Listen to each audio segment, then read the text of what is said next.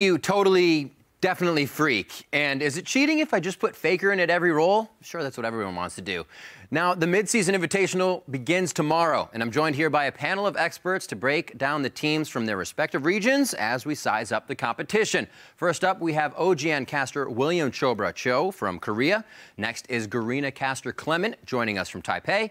Julian Pastry Time Carr, who not only called the LPL all season long, but who also covered the entire international wildcard tournament.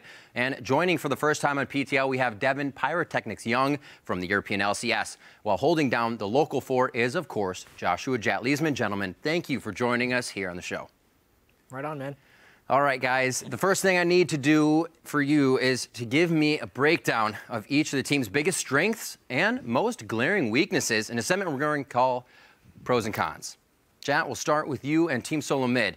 Tell me what their biggest strengths and weaknesses are. You've got 1 minute. Hit. 1 whole minute. I mean, I think it's in the name for Team Solo Mid as far as the pros. It's the mid lane, but mainly in how they support that lane as well, because it's not just jungle ganks that come there. It's also Lustboy, who roams up frequently. I think Bjergsen and the way they support the mid lane carry style is the biggest strength of Team Solo Mid. I put Wild Turtle as a secondary carry, and while people like to knock on his positioning, I think that's a problem of the past. I think recently his positioning has gotten substantially better, so he's a guy who will maximize his damage in most team fights, which is what any good AD carry should do. I think the cons of Team Solo Mid, though, is Dyrus. He's a bit of a liability in some games. For one, because when he is left on an island, he doesn't play as safe as he needs to. He greeds for a lot of CS, and I think if a team can really put down Dyrus, they can quickly turn the game into a 4v5 or try and snowball their top lane jungle synergy into a victory. I think when we've seen Team Solo Mid falter this year, that's been one of the main reasons. Or if Team Solo Mid tries something a little bit too crazy because they want to show they're diverse instead of just going with what they're best at, which is the mid lane. Pays your time. Same question. Edward Gaming's biggest strength and most glaring weaknesses. You're on the clock. I mean, it's funny that we come just after TSM because EDG are almost a supercharged TSM with Pawn in the mid lane and Deft down the bottom for carries. Instead of having one carry though, EDG have two, and when either Deft or Pawn or God forbid both manage to go off, the games get taken over pretty quickly. As far as cons go, it's actually their best performing player, Clearlove, that's their biggest strength and biggest weakness. If he has a great game, look for him to take over and completely carry games on his own without the use of his massive carries, but when he falls behind, when he's not on a playmaking jungler, when he's playing too passively, his team falls apart completely. All right, and Chobra, now looking at you, it's SKT time. Go. Well, it's pretty hard to go with both pros and cons for a team like SK Telecom T1. But let's start with the pros, right? They have some of the best players in all positions. It's not just the Faker show anymore. We've seen Bang completely carry games. Marin has finally stood up to that reputation he's had. And of course, both junglers, Bengi and Tom, and EasyHoon in the finals of the LCK. But here's the kicker for SKT is that usually when teams have like the best laners, their team fights are just maybe passable, or they're not exactly the most aggressive team once it comes to the mid and late game. But no matter which roster they use, if it's Faker and Bengi, Faker's the one taking those big risks, initiating those fights. If it's Tom and EasyHoon, Tom will just go in on that Sejuani or other junglers that he wishes to choose and start just ridiculous team fights, and then the rest of his teammates will carry through with their mechanics. I mean, that's pretty unbeatable in my opinion. However, their cons, if we had to list any, I do think Wolf is their weakest link. Wolf just hasn't really shown up to be that he's the superstar of the team, the superstar support in Korea. And oftentimes recently in their matches, Wolf has admitted himself that, oh, you know, I thought we were going to give a comeback to the other team because I got caught out. So maybe if they clean that up, they really will be that perfect SKT once again. Sounds good. All right, Clement, you've been covering the AHQ all year. What are the strengths and weaknesses of the surprise LMS champs? Well, I think that AHQ is one of the best brawler teams we have right now. They have a really unique team fighting style, and because of this patch, their front lines aren't that easy to kill, so they can go on you anytime they want. Another pro they have is that their bot lane, Anne, has been super dominant this season. 84% kill participation in this playoff match, incredibly good. But when you look at the cons of AHQ, they said that this themselves, they're a bit over-aggressive. They're not as patient as they can be. They average a lot of kills in games, and they're really good in dragon fights. But a lot of these times, if a team is patient and smart, they can punish AHQ for this over-aggression. All right, and Pastry and pulling the reverse card, we're going to hit back to you before we hit Europe to talk about Besiktas. Do it. Yeah, I mean, I think with Besiktas, the biggest strength is definitely their early game aggression. When they got ahead in a game, whether it was through objectives or kills, they were able to snowball very effectively, and they fight well together when they're ahead. The biggest weakness, of course, comes at the same cost, is if they can't get ahead in the early game, they'll struggle to play from behind and close out a game when they don't have a lead already. All right, and Pyra, let's hear about Fnatic. All right, well, Riv, Fnatic is a team, obviously, many associate the brand with some serious victories, but this is a whole brand new roster coming in, minus Yellowstar, of course. We've got 4 new players in the team, and they have done absolutely fantastic. Biggest strength for this team, though, is just how surprisingly well they've been able to fight together, how well coordinated they are as a team. They know each of their roles. Huni goes in, Febivin is able to secure kills in the back, Yellowstar roams around, Steelback just pumping out damage constantly, and of course Reignover securing the vision and setting up the plays for the team. So all these things really come together to work well for Fnatic, but their weakness, obviously, very untested roster outside of the European LCS. We'll have to see how they do at MSI, but a lot of these guys very, very new to the big stage, and they've definitely had some ups and downs bouncing around a little bit. We've seen that their one-dimensional style has kind of bothered them in the past, and they haven't been able to overcome it all the time. All right, gentlemen, thank you for the breakdowns, but I do want to dig a little deeper because the teams at MSI are made up of the best players from their regions, and that means different play styles and strategies from around the world are going to be clashing in the lane. So let's take a look at the roles for a sneak peek at what to expect this week. First up, we're going to have to go to the top lane. What do we expect these players to bring on a lonely island? There's been a lot of meta shifts and a lot of looking at the top laners for this. Chobra, we'll start with you. Well, all right, top lane, I think we look at Marin, and I think he really understands how to play that top lane right now. What really interests me for Marin is that when he debuted, he used to be hailed as the faker of the top lane. He was going to play all these carry top laners. Of course, we didn't see that happen given the meta and the style of T1S at the time, but now he doesn't need to do that. He's still playing all these tank top laners that are popular in the current meta, and he's also bringing back champions like Gnar and making it work and still holding that carry potential to just ruin teamfights for the enemy team. Marin, at the same time, his teleport timings have been excellent. They've really improved to match the top teleporters of the world. I think he's really had it all. He has the 1v1 mechanics in lane, he can teleport when he needs to, and then come teamfight, he knows when to go in and completely cause chaos. All right, and Pyro, looking at you, what do we expect for Fnatic to bring out of that top lane? Oh, well, everybody's been chanting Huni's name for a reason all season, Riv, and it's just awesome the way that we've seen him play. And really similar to the way Chobra's talking about Marin there, is it just is a huge amount of impact. And, he's able to teleport exactly when his team needs him to, but the champion choices are really what sets him apart. That Hecarim, when he started bringing that out, he just absolutely decimated the rest of Europe with it. Yes, he's been a little bit shaky on some of the other choices, Shyvana, Lee Sin, didn't quite work out with that top smite, but he has been absolutely fantastic. And there's a reason we gave this guy Rookie of the Year. He's 100% earned it.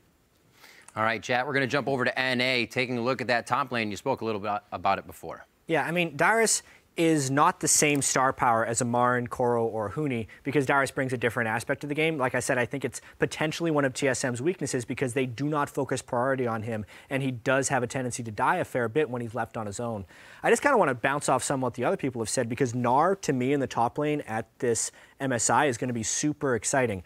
Marin, particularly in the Korean finals, played it into the Aurelia matchup, and for pretty much the first time was able to either win or go even in that matchup. I really liked the Mercury Treads plus Warden's Mail build to neutralize Aurelia, but the Gnar matchup between Marin and Koro, and Pastry, I kind of want to get your opinion on this. Like, who is the better Gnar between those two guys? Because Koro is, what, like 18-1 with it? Yeah, I mean, unfortunately, he got defeated in the finally on his Gnar, but I'm still going to put Koro as the best Gnar in the world. I think mechanically that 1v1 in a top lane, he's not as good maybe as really just putting people down in a lane and bullying them. But Koro's one of the best team fighters in the world, and it shows in the way he teleports, and it shows in how he fights. He can carry games, he could probably carry them on Teemo, let's be honest, and team fight with him. But when you give a guy a high impact champion like Gnar, he goes off. Like, he tried really hard to carry losing games on Gnar and couldn't do it because Klilov just didn't have a high impact jungler. He was playing Nunu, I'm pretty sure. But you want to talk about team fighting Gnars? I think Koro for me is hands down the best in the world.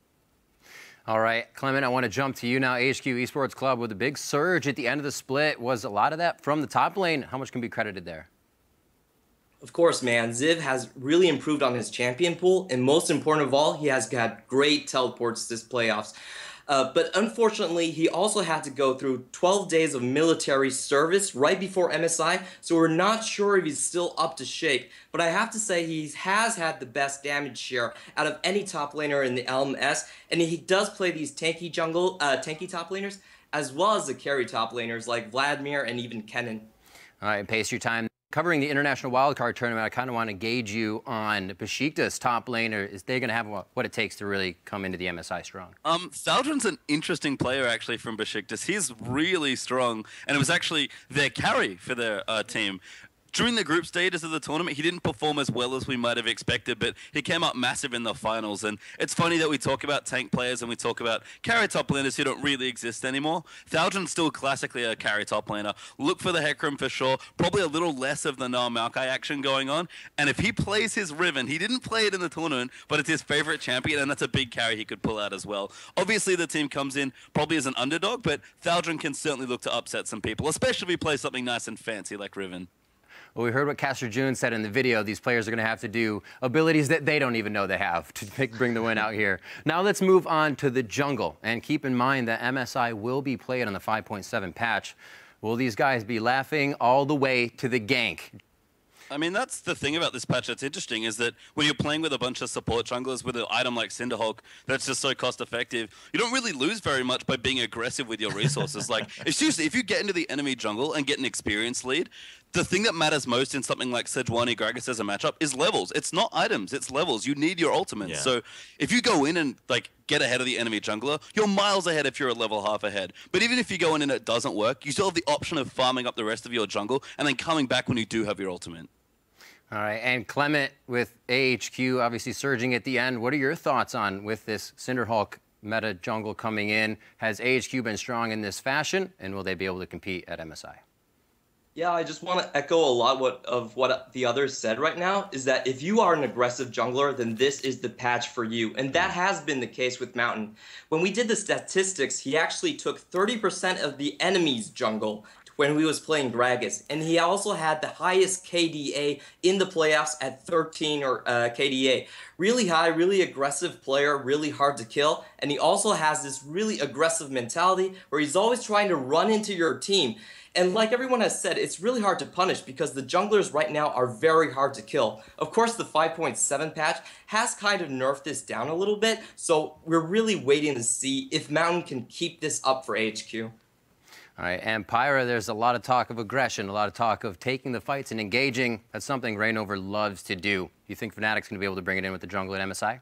Oh, absolutely. Reignover has been an absolute beast for his team in terms of trying to get not just the fights rolling, getting a lot of the early vision up. One big trick that he does that really no one else in Europe seems to have any answer for is he always roams down to the bottom, takes a scuttle crab early, just goes through the jungle. You know, he doesn't always take the jungle, he doesn't always counter, but he kind of leaves no trace. The guy's sort of like a ninja that way. And in the same sense, you know, with all these really strong players on the team, people don't talk about Reignover as much, but he's an integral part of the team. He's always setting up these fights, and he makes big plays for them. So, while you may not hear as much people singing his praises, you definitely see his impact on Fnatic.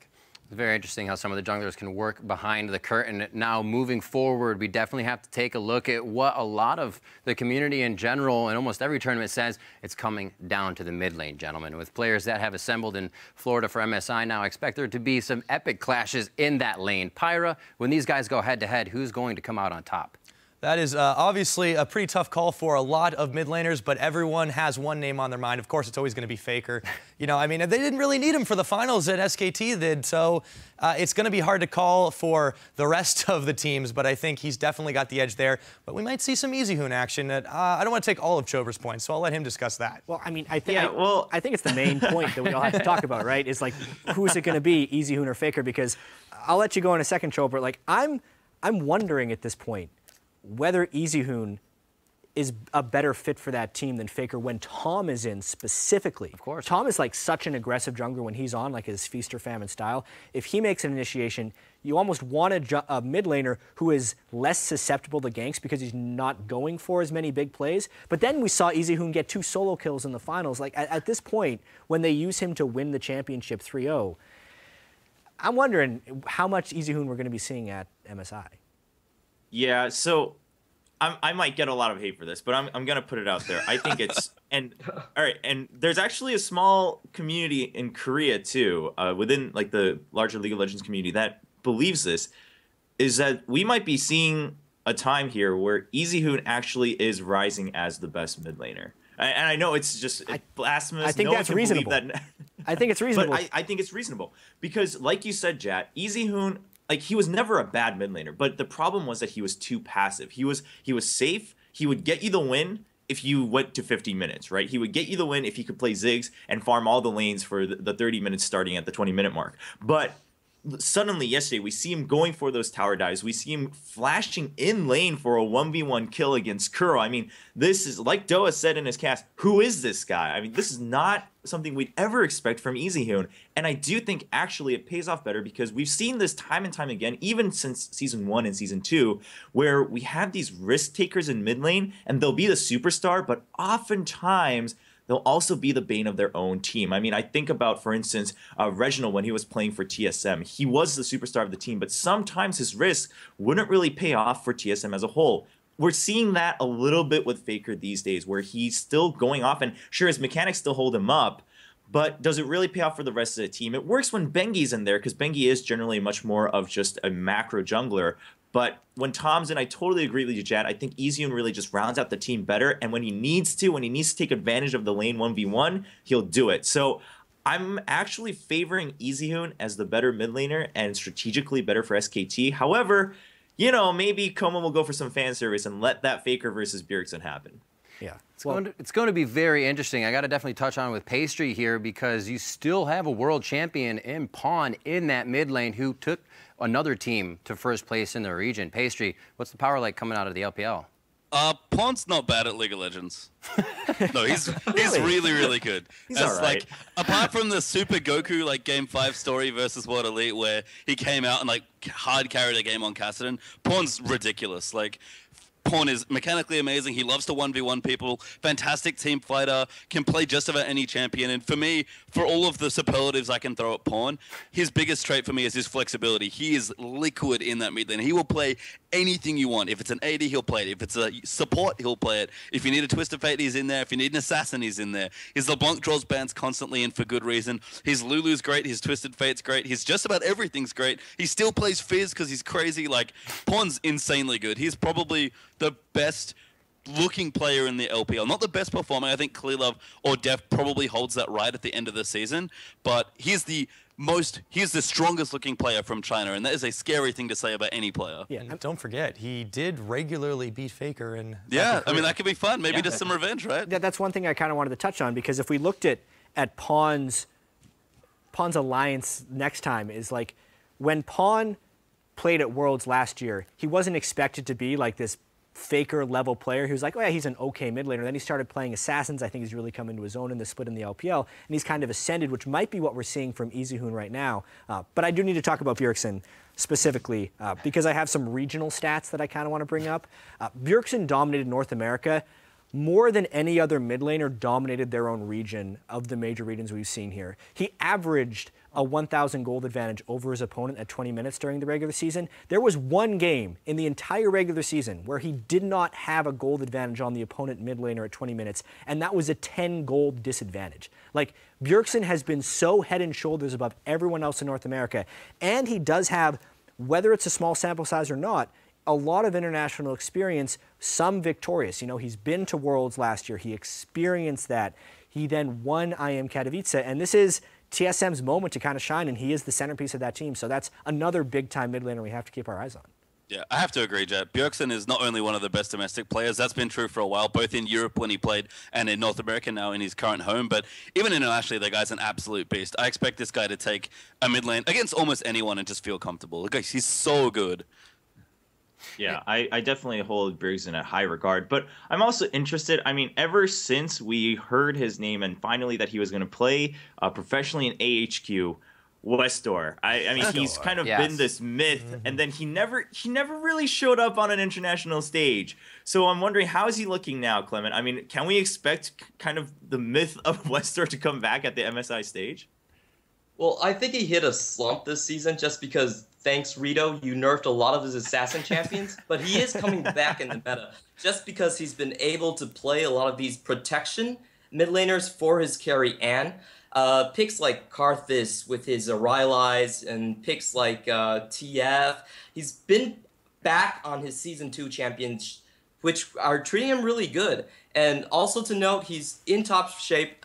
He's currently rank 1 and rank 2 on the Taiwanese servers, so I do expect him to play well, but also he hasn't been doing that well in terms of a one-on-one lane perspective. In the playoffs, he hasn't really been able to hold his own against Maple from Flash Wolves, so I really see AHQ and Westor shaping into like a secondary focus on AHQ. They really want to put more of their resources onto Anne, who is their main carry currently. Hopefully that works out for them. It does seem like Westor is a little shadowed by all the other bigger mid laners right now, so maybe he can fly under the radar as a dark horse and kind of squeak by with the team. Obviously, we still have Febiven from Europe, Pyrotechnics. He's kind of a new love for Europe over there. Really strong mid laner coming out. How's he going to fare against the rest of this competition at MSI? Well, I'm not going to lie to you, Riv. He's definitely a little bit more rough around the edges than some of our other more established talents in those regions, but he's still a very, very strong player. He loves his very high mechanical, high skill shot kind of champions. Obviously, we saw his Xerath, and everyone was making the jokes on Twitter about how he was scripting it up. Just so many ultimates he was able to knock down. But obviously, those days are kind of come and gone. You know, he hasn't really been playing that kind of thing. In the finals, he played, Twisted Fate, he played Ahri, he played Kasten. He had some mixed success on that. So it's kind of hard to see where he's going to stack up with the rest of these, star-studded mid laners. But you can bet he'll be a big part of Fnatic's strategy to just make sure he cleans up the kills constantly. You can expect his KDA to soar through the roof.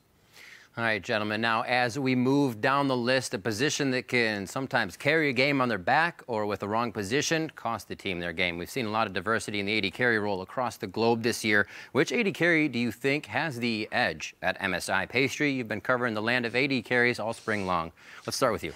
Yeah, China, of course, known as the land of AD carries for a while. Put in some Korean players, and as it turns out, the Koreans are still really good as well. Deft, not only did he miraculously win his team the Game 5 against LGD. He beat Imp, by the way, to do that. Another decent Korean AD carry that now plays in China. Deft's an incredible player. Like, he was maybe quiet as far as players go just because Clearlove was playing surprisingly well and Pawn was just styling all over people in their wins. But Deft has been consistent. He's won many an MVP award as a result for his play. And he's kind of turned from, your quiet little AD carry that was really good at team fights in the late game to an incredible laner with his new support Mako.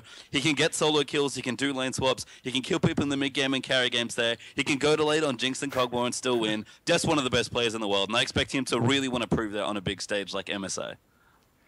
Definitely crazy stuff to see. Looking out of North America, Jat, what do we expect? Yeah, I mean, Wild Turtle, I don't think he's on Deft's level right now. I think Wild Turtle is actually underrated. Deft is probably the best AD carry at MSI. And Wild Turtle is a team fight AD carry because of how much roaming happens in the laning phase from Lustboy, and because so much of the jungle attention is often prioritized to either the enemy jungler or the mid lane.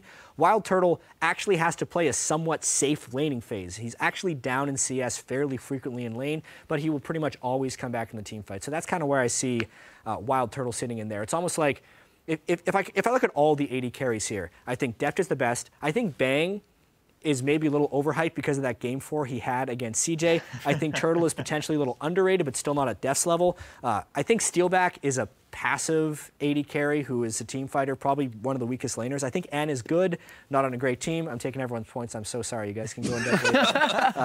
And I think Nardius is in over his head. It's not his fault. These are the best AD carries in the world. I actually want to touch on Ann with you, Clement. You just said he's the one who's really making plays for this team. Why is it that their AD carry can do so much on AHQ? I don't think a lot of people know this, but Ann has been a top 10 Korean challenger player for a lot of this season. And in terms of laning, he's one of the most dominant laners we've ever had. He is the fastest AD carry to reach 100 CS. He also keeps his opponents from reaching 100 CS around 1 minute earlier. So he's really lane dominant, which is something I don't think Deft has. Also, this new HQ does focus a lot on Ann. If you look at his regular season stats, he rarely had many multi-kills. But in terms of the playoffs, he actually had 4 quadra kills and 1 penta kill. During the stage against TPA, you could actually hear Chowie shouting that, "Oh my god, we can't kill Ann because he's being protected too well." He also has a really wide champion pool. He plays all the champions, Lucian, Jinx, even Sivir, more of the teamfight-oriented style. Great positioning. He can be kind of like iffy-ish sometimes. We say that he's the AD carry that we most often see dead when we come back from a replay. So sometimes he goes into places where he doesn't really want to be, but in terms of team fighting and in terms of laning, I think he might surprise a lot of people as the best AD carry this MSI. All right, guys, and moving down the list one more time. Everybody's favorite role and the road to fill. It is going to be support, sometimes the one to win the lane for the AD carry as they farm away. We have the other half of that duo lane. Clement, what supports do you feel are the best at MSI? I actually want to put my vote up for Lustboy. I think he's been having an amazing season. If you look at the IEM, I think his Lulu was just jaw-breaking. His exhaust timings, his teamfight uses of ultimates, they're all good. And in terms of that C9 series, I think if you look at the game one, even though they lost that game, that flash into that three-man bubble really secured them a huge early game lead. But I also have to talk about my own region, which is Albus. He is new to the role, but he has been doing a great job on warding. I think he might have broken some sort of record when he placed 102 wards in a single game against TPA. That'll do. Also watching his Nautilus bottom lane with Ann getting all those kills is awesome to see. Gentlemen, as we move on, who wants to take it next? Oh, I'll grab this one. I got to put my stake in the ground here, Riv, because Yellowstar is an absolutely fantastic support. Everybody knows that. There's this guy, he's gotten 4 titles in the European LCS. He has been around forever, and it's not just his mechanical prowess that people talk about. It is absolutely his ability to lead this team. He's built this one up from the ground, well, with their coach, of course, Daler. But, you know, his style of calling, his style of play, roaming around the map, setting up early picks. I mean, this is what Fnatic thrives on. They take the game, they throw it into a state of chaos, and then they just come out on top, able to skirmish, able to fight over and over and over again. And you can see it in some of these high-engaged champs. His Leona made a big comeback during the season, and you could see just how deadly it was. Definitely a personal feat for him. Yeah, Yellowstar's Leona, I think, is something that everyone will always remember. If you've seen it once, that kind of is what inspires users around the world to be like, oh, I want to play Leona too. You can make some really big plays. I want to agree with Clement, though, mostly on that. I do hold Lustboy at the top for supports at MSI, and it's not just his Lulu, but the fact that he can play these common initiator supports like Thresh to a highly acceptable level, but then he can do the same plays with the more passive supports like Nami and Lulu, and even Janna sometimes. That's what really impresses me about Lustboy. I also want to kind of raise up Maiko and talk to Pastry Time a little bit about him, because I do think that him and Deft as a combo have really brought out the best of each other. And I know, and I'm coming from LCK, but as I said, I do think Wolf is the weakest link of SKT, and it's not that he's a bad support, it's just that I don't really think he necessarily shines in any part of playing a support, more so than some of these other players coming from other regions. I'm sorry to disappoint you, Chobra. I was also going to say Lustboy. What about good as well. No, Mako's really good as well. Yeah. I joke. Lustboy's excellent, but Mako is, for a rookie support playing in a region that was once upon a time with their AD carries known for support players, Mako's just been unbelievable. Mouse looked great in the early weeks of the LPL playing with Deft, and was kind of only playing Annie. Mako comes along and suddenly playing Annie. I'm like, okay, so they just have only Annie players on their roster. That's fine. And then it turns out he can play just about everything else as well. Mako, for me, I don't know. I feel like I haven't seen him have to play to his full potential yet. His Annie draws bans because it's that good and they're that scared of it. But I feel like everyone else is scared of the rest of EDG, that Mako just kind of does his job quietly and that's all okay. I think if you put Mako in a spot where he has to play make, whether or not he can do it's my big test. And I think he can, because I've seen him go massive in some games. But that's the big question. What happens when you apply true pressure to a support like Mako, who honestly at this point for a rookie, now on a championship winning team, feels probably mostly untested?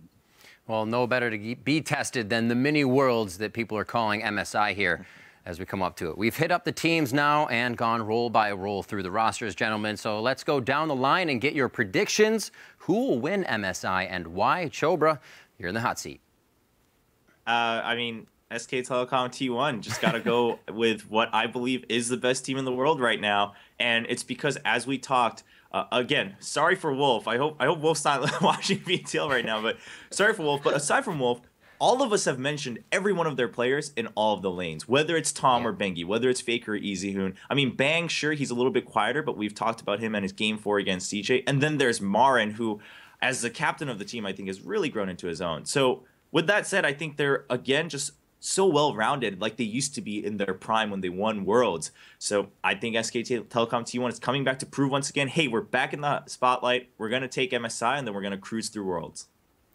All right, pace your time. Who do you choose? TSM. No, EDG. Sorry.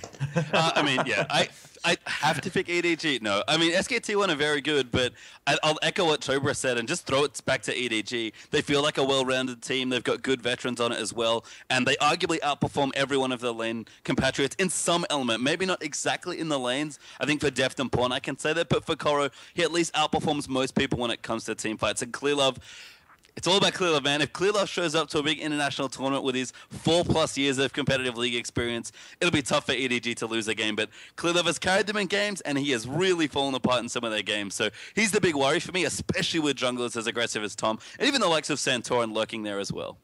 All right, Pacer, thank you. Clement, you're up to bat.